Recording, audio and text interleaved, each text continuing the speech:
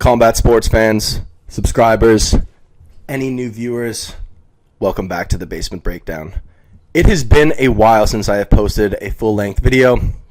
I took a little bit of a break from YouTube, as well as just kind of social media in general.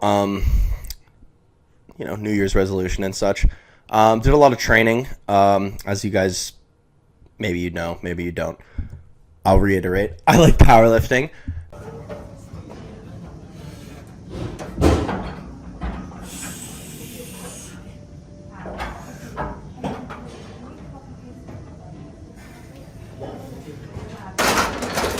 They did a lot of changes to my sport, the IPF, which is like the overall, probably the biggest governing body for powerlifting, implemented some new rules that are kind of a little silly in my opinion, one being no celebrating. I'm not going to get into that, but, I've been doing some life stuff, working and such, but this is what I love, and we're back. We have so much to talk about. This is a crazy week for combat sports, and I'm fired up, guys. Let's get into it. We've got a doubleheader for Championship 1 on Friday. We've got the Lumpini fights, and then we've also got Friday night fights on Amazon Prime. So we've got 2 cards for Championship 1 going on Friday. In addition to that, we've got the premiere of Zuffa Boxing, Dana White's boxing promotion. That'll take place on Friday. That consists of 3 fights in the main event, which are 10 rounds piece, I believe. The main event, Callum Walsh, who's 15-0, will be featured in against a guy whose name I can't remember, but I'll watch. I'm sure he's good. It's a pretty big week. I think last but not least, Adam 22 is taking on Jason Love in the main event of a card that Aiden Ross is hosting or something like that. I don't know, whatever. I'm definitely not going to watch that, and we're not going to break that down. But nevertheless, it is happening. Big weekend for combat sports. We're on Paramount Plus. Well, not me, because I'm Canadian, and we're still stuck on the pay-per-view model.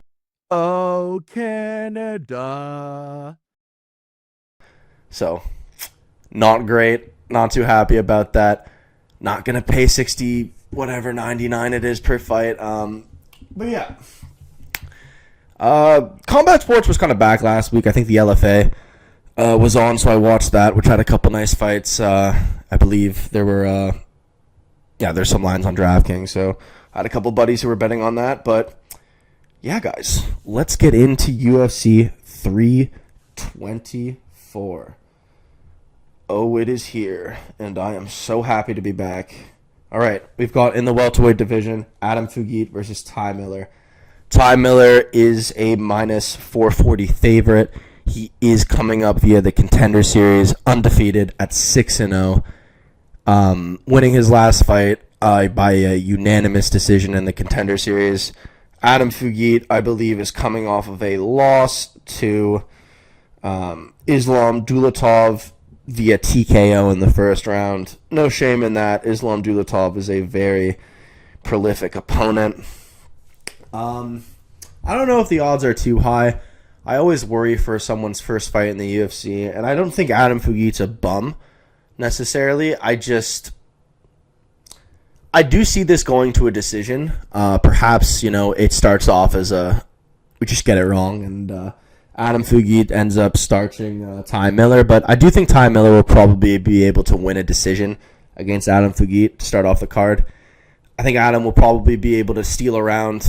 I always worry for these fights just because of, what I just mentioned, having your first fight in the UFC. And it's not like this guy who he's fighting, it's his first fight in the UFC. It's, someone who's been around, not exactly on a win streak or anything, but it is Adam Fugitt. And I do think he'll lose a decision to Ty Miller to start off the card. We move up to the bantamweight division, where we have Cameron Smotherman making his return. He is on a 2-fight losing streak, unfortunately. The last fight was against Ricky Simone. He took that on short notice. He fought someone good before that, off the top of my head. Kind of hard to remember everyone's names. Serhiy Sidey. And lost via unanimous decision to him, so on a 2-fight losing streak. Ricky Turcios, his opponent, His last fight was against Bernardo Sapaj, where he lost a decision. This is a fight where, Cameron Smotherman's a minus 205, but I can honestly see a lot of people picking Ricky in this fight. Yeah, the prelims. I live for the prelims, guys. I love getting the prelims right. I think Cameron Smotherman, he's got good striking. He was a prospect, someone I would see featured on. I listened to him speak on, some various MMA talk shows and stuff. This is kind of make or break for him. I think he can get Ricky out of there via TKO or KO. But I think Ricky is tricky. He's not super active, which is always something to consider. I see this fight going to a decision again, maybe Cameron Smotherman gets the TKO, but he's got good striking, and he hopefully has worked on some of his grappling. So I'm gonna go with Cameron Smotherman winning this fight either by decision or TKO. Not sure if I'm really gonna bet on this one, but we'll see. I think it's more likely to be a decision. We move up the card. Denzel Freeman and Josh Hokit. I picked both of these guys in their last fights. I think Josh Hokit's the dude who kind of tried to mimic Chael Sonnen in his post-fight speech. I don't know how much I loved that necessarily. Denzel Freeman last time, who he fought was Merrick Buljo. He won a decision, kind of a boring fight. And that's kind of my thing. I feel like I know Josh Hokit will be looking for the KO, and I think he'll find it over Freeman, who I think he'll just be forced into a fist fight where he'll be in Josh Hokit's face, and I think Josh Hokit will find Denzel's chin. Denzel went to a decision last time out. I just think Josh Hokit really pushes for the finish, and in the heavyweight division with that much power. Yeah. I think Josh Hokit, first or second round, can never be too confident in these fights, but hopefully he doesn't gas himself and he just finishes the dude. That's what I think is going to happen. We move up. We've got Michael Johnson, who has yet to fight Bobby Green. Maybe they're saving that fight for a Apex main event in the future, but I still hope I get that fight. Get to watch that fight.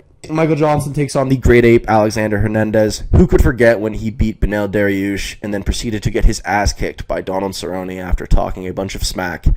He is on a 4-fight win streak, I believe, maybe 5.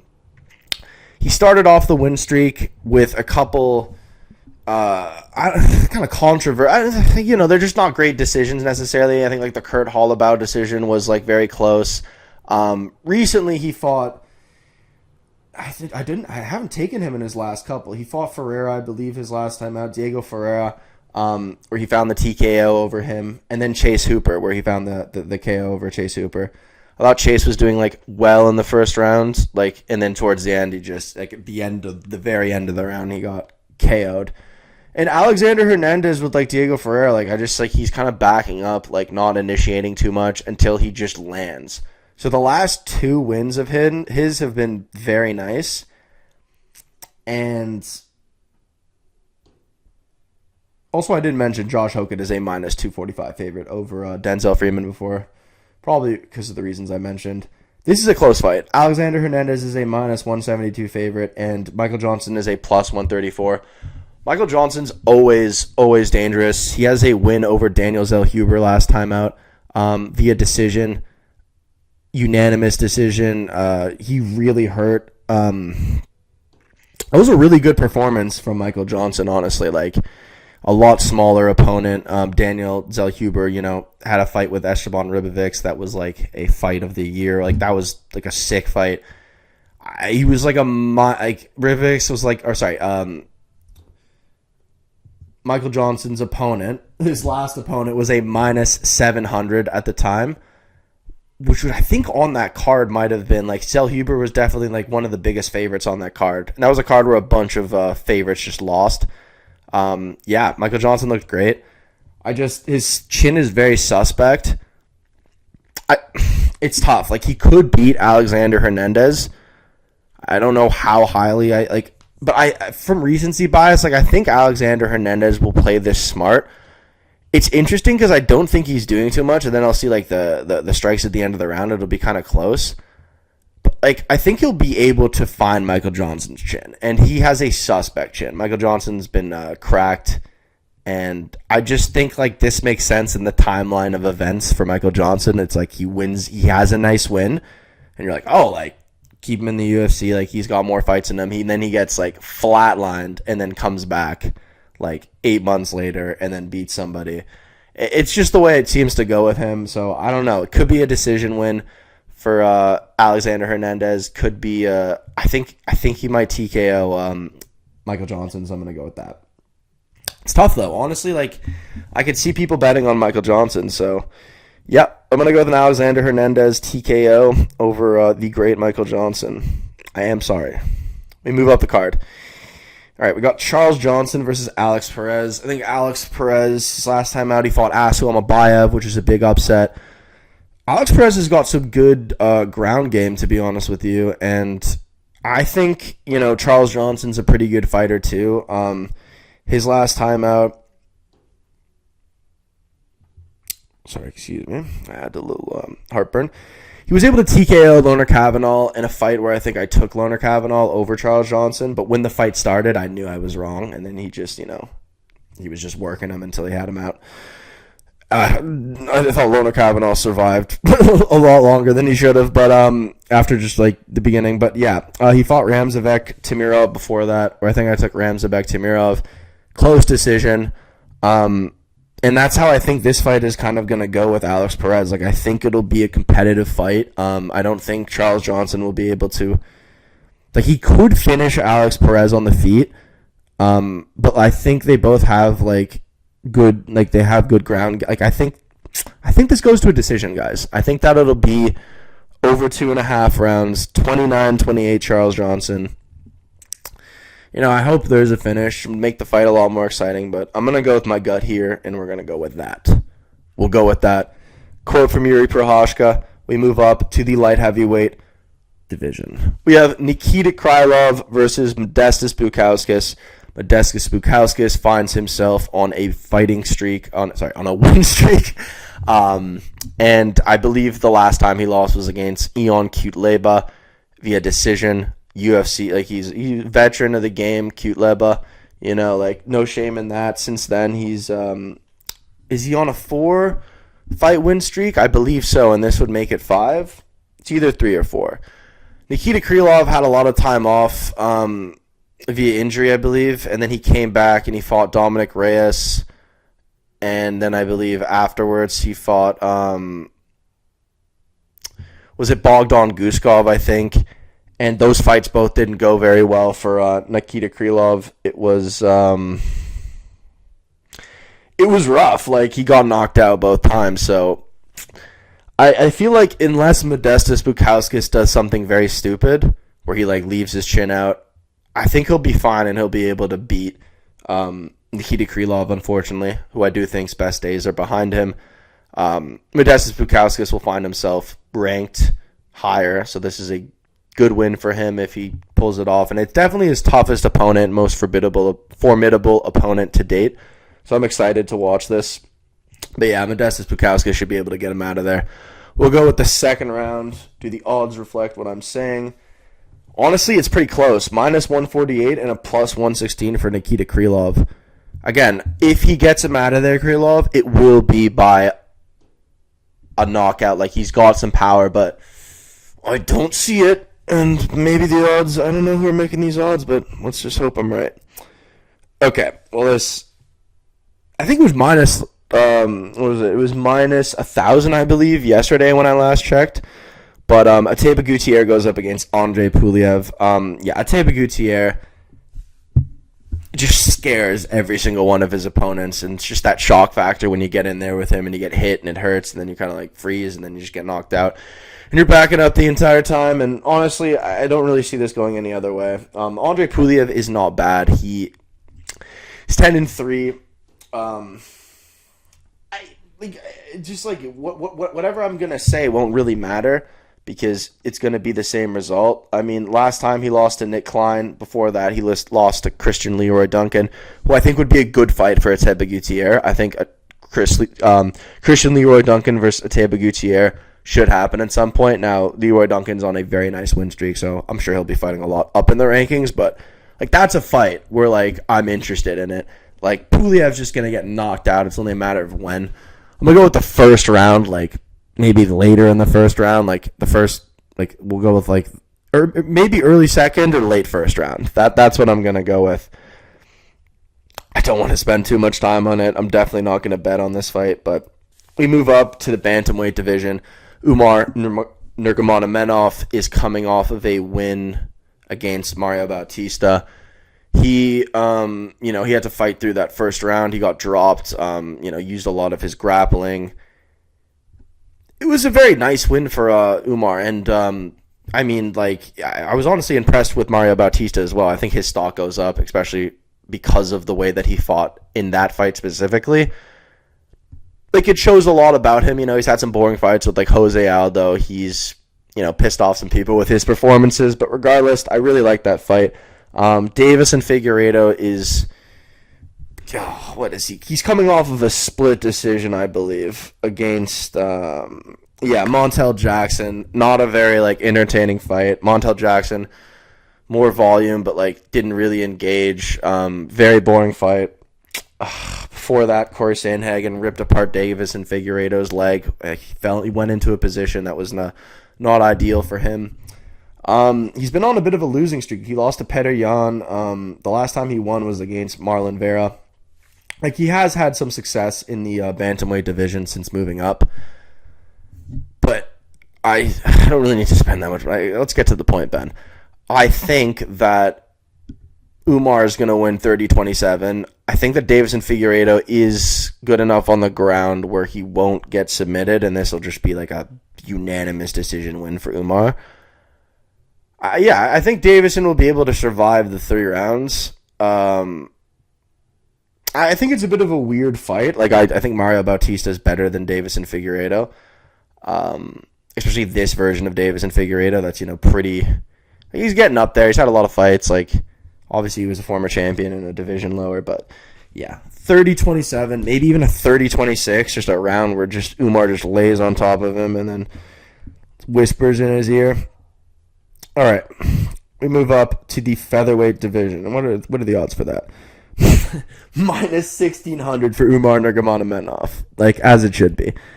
He might even just finish him super quick and then the fight's just over. But I think he survives. I think he survives. This is the one I think I mentioned, or maybe I didn't earlier in the episode, where I was like, I really don't want to pick against him because I like his personality so much. Arnold Allen versus Gene Silva. I think Arnold Allen is super funny. I think I just think he's super funny, and I really like his personality. Undefeated at a point in the UFC, ran into Max Holloway. Very competitive fight. Obviously he lost. Most recent fight, he beat Giga Chikadze by decision. Before that, he's fought Movsar Evloev. Very close fight.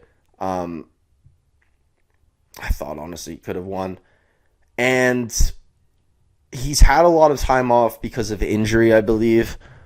Meanwhile, his opponent, Gene Silva, his last time out, fought the current title challenger, Diego Lopez. Gene Silva's fight IQ is dog shit sometimes. He walked into the spinning back fist, elbow, whatever it was, and I'm just and then I lost some money. I wanted to go with Diego Lopez in that fight. Gene Silva has got a lot of power, and he's just a freaking dog, but he literally just goes back. His fight IQ wasn't great in that fight, and he got killed for it. And that sucked. I think he was the last one to go of the fighting nerds who were undefeated to lose. So that was a little upsetting. I think Arnold Allen is the better all-around fighter. I think that he has good boxing. He's very technical. I think that he is good wrestling. He's good on the ground. I've seen him do all things that a good mixed martial artist can do. However, I know that Gene Silva is going to be walking forward, and I know he's just going to be looking for that knockout, and it just worries me. And I don't know if I really see that power from Arnold Allen. If I don't know if he walks into something of Arnold Allen's that it's going to put him out. Like it even took like a spinning, like it took, and he just walked straight into it. Like it took, something pretty prolific to get Gene Silva out of there. Like he got cracked a lot more times before he got, put out.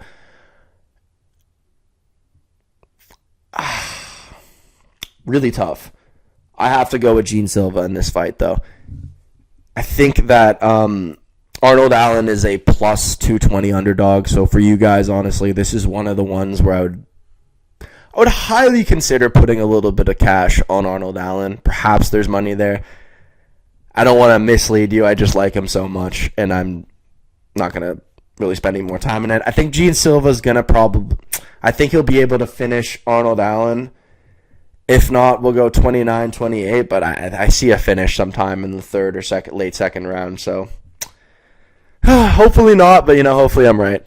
Weird way to think, but we're moving up. Women's flyweight division: Natalia, Silva, Rose, Thug Rose. Thug Rose has obviously moved up a weight class, as you do when you get a little bit later in your career. She's fighting Natalia Silva, who hasn't lost a fight since 2017. I believe she's on a 7-fight win streak. Rose is supposed to be fighting Alexa Grasso, I believe, for this one, but the change was made a while back to Natalia Silva. Alexa Grasso got injured.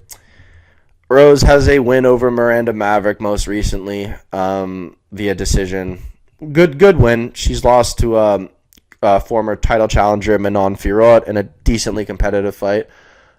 She was beating Erin Blanchfield in the first 2 rounds of their fight until, she got held down for the last 3 rounds. She beat Tracy Cortez somewhat recently.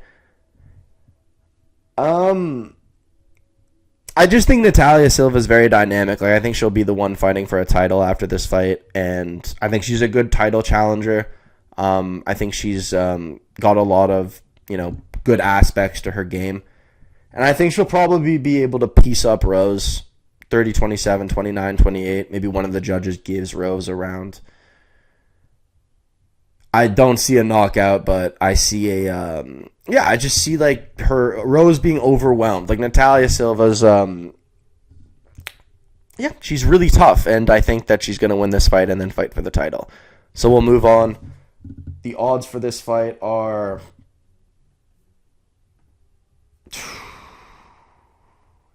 minus 440 for Natalia Silva. Over 2.5 rounds, most definitely. We move up to the bantamweight division. We have Sugar Sean O'Malley going up against Song Yadong. Song Yadong is a young man, and he's been in the UFC for quite a while. Sean O'Malley's last time out, obviously, he fought Merab twice for the title, and he hasn't won in that year. Like he hasn't won, I think, in almost 2 years. So the Marlon Vera Cheeto fight, like it's been 2 years, I think, since Sean O'Malley's won a fight. So there's that, or at least we're approaching 2 years. So he's really got to win this one. I know that he wants to fight Pereira at the White House. In my personal opinion, like I think after Deiveson Figueiredo loses to Umar, that's Umar versus Pereira's a good fight, and then afterwards you get Merab. But from a money standpoint, and the UFC is a business, I can see why you want Sean O'Malley to beat Song Yadong and then fight Pereira at the White House. So that's probably what they'll do, and I think Song Yadong is very good. I think that he has good boxing. He was able to beat Pereira in the first round of their fight, actually beat him, and then he obviously lost the last 2 rounds. I think Pereira had a problem with his ACL or something. He tore it in that fight. But Song has the fight that I really comes to my mind when thinking about this matchup is Song Yadong's performance against Chito Vera. Chito was very upset after the judge rendering the decision, being that Song Yadong ended up winning the fight. Chito was pretty upset. It was a very close fight, honestly, and I could see it going to Chito Vera. And I just think that Song Yadong is going to have a lot of trouble with Sean O'Malley. His length, his reach. I think he'll be able to I think Sean's going to be able to win a decision against Song Yadong. I think if he were to knock out Song Yadong, he would tie TJ Dillashaw for the most KOs in bantamweight history or something like that. It's just like, who TJ Dillashaw's done it against, and then Sugar Sean O'Malley. Aljamain Sterling, absolutely, but he's got, the likes of Eddie Wineland and other dudes. Chris Moutinho, regardless, I think that Sean O'Malley wins 29-28. I think it's going to be a close fight, and I think it's going to be a very competitive decision. I think that there is perhaps people who will be betting on Song Yadong. It's minus 220 for Sean O'Malley and plus 168 for Song Yadong.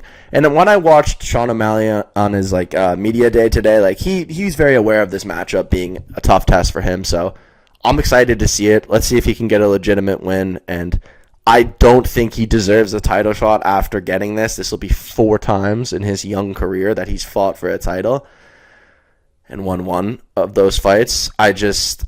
Because we know what's going to happen when he fights Petr Yan again. And Petr Yan's pissed. And this is a good Anyways. Oh, we missed a fight also, too. Waldo Cortes-Acosta versus Derrick Lewis. So, got to throw that in there because that's a huge one. Waldo Cortes-Acosta stepped in late notice. He's been just stepping up. He fought Shamil Gaziev last time out, who Harrison picked Shamil, and I was like, nah. So Waldo fought him, and before that he fought Tom Aspinall's buddy, the guy who that was the eye poke in that fight, and then he went back and finished the dude. And yeah, Waldo Cortes-Acosta is pretty good. I think his only loss is to Sergey Pavlovich via decision, where he took some punches. He's beat Sergey Spivak. He's got good volume and fast hands. I do like Waldo Cortes-Acosta. And Derrick Lewis. Derrick Lewis fought Taushin Teixeira last time out, who's, I don't know, it's kind of weird when you make a fight a main event and then the opponent of Derrick Lewis' only win in the UFC is against Justin Tafa, one of the Tafa brothers, and I'm just is that really enough to warrant a main event? Probably not, but Derrick Lewis did a good job disposed of him, and I picked Derrick Lewis as an underdog in that fight. Easiest pick of my life. Whoever wins this fight can fight for a title at the White House. I genuinely think these boys are both one Waldo wins this fight, you can give him a title shot. Even if Derrick Lewis wins this fight, you can give him a title shot. You can just do it. However, though, I do think Waldo Cortes-Acosta has more ways to win this fight. I think that he is going to, if he wants to have more volume, he'll have more volume. He has knockout power, and so does Derrick Lewis. You can't count out the Black Beast. He's been taking peptides. He's slimmed down. Maybe we'll see a different version of him, but he is a lot older than Waldo Cortes-Acosta, and I think the speed difference will be a little bit too much for Derrick Lewis. And this brings us to the main event. Also, Waldo Cortes-Acosta is a minus 330 favorite. I think those are fair odds. Justin Gaethje versus Paddy Pimblett. Paddy Pimblett is coming in at a minus 245 favorite, and this is Wednesday night. It is January 21st. So still a couple days till crunch time. Justin Gaethje plus 186. All right, so Paddy Pimblett's coming off of that win against Michael Chandler. Michael Chandler, I think he was able to take down Paddy for a little bit in the first round. And, in the second round, we all know what happened when we watched that fight. So, Justin Gaethje's coming off of the win against Rafael Fiziev, and then he said, I'm either going to retire or you're going to give me a title shot. And when prompted about this, he was actually asked this question during the media day, and he said that he kind of downplayed it. He's like, well, I didn't say that I was going to resign. I said if I didn't get this, I was thinking about it, or I might. And so, he was kind of changing the narrative a little bit, but that's all right. Justin Gaethje does what he wants. Yeah, I think that Paddy Pimblett versus Ilia Topuria is a Timu McGregor versus Aldo, but I do think it's way more enticing than a Justin Gaethje versus an Ilia Topuria. You do have a history there with Paddy and Ilia. Hand sanitizer, boy, fucking chorizo sausage, all that good stuff. Justin Gaethje's not much of a personality anymore when it comes to media and stuff, which I think is a huge part of selling fights. Like, he doesn't really like to talk to the media, and he makes that very apparent. I think that Paddy Pimblett will be able to submit Justin Gaethje in the third round. Justin Gaethje's a great wrestler, but he's like a white belt in jiu-jitsu. I think when it gets to the ground, Paddy's going to be looking for a submission, and he'll be able to find that. I do believe that. Now, you got to worry about the inside low kicks from Justin Gaethje. You've got to worry about the power. Khabib says he hits like a truck. You got to worry about these things. And Paddy likes to keep his head up in the air, his chin up. In his first fight in the UFC, he was almost knocked out himself. And I remember Bisping comes over and he's like, you almost got knocked out, buddy. He's like, Scousers don't get knocked out. So, you almost did. And you kind of lost versus Jared Gordon, where you had your chin up a lot and you were getting cracked. But since then, he beat Tony Ferguson, Bobby Green, and Michael Chandler. These guys are not half the strikers that I think Justin Gaethje is, in my opinion. It's going to be tough. I think that there's a path for Justin Gaethje to win this fight. He's obviously not going to change his style. And I think it could work, potentially. I just see more routes for Paddy to win the fight. If it's a decision, I see Paddy winning it, and I can see Paddy winning a submission. I don't see Paddy knocking out Justin Gaethje. I am worried, though, however, Paddy can get cracked. That is a very real possibility. And I think, Justin Gaethje being a plus 186, it's actually not bad, and it's fair, and there's a potential chance for some people to make some money if you do believe in Justin Gaethje. I do love the highlight. I hope he doesn't retire. He definitely has a lot more fights that I'd like to see in the UFC. Maybe not a lot, but at least a couple. He is 37, so I get it. And he's been through some absolute wars. He's the guy who goes in head first no matter what. But yeah, we're going with a Paddy Pimblett third round submission. I'm going to post my my parlays and such for the card on my community posts, and I'll add it in the description.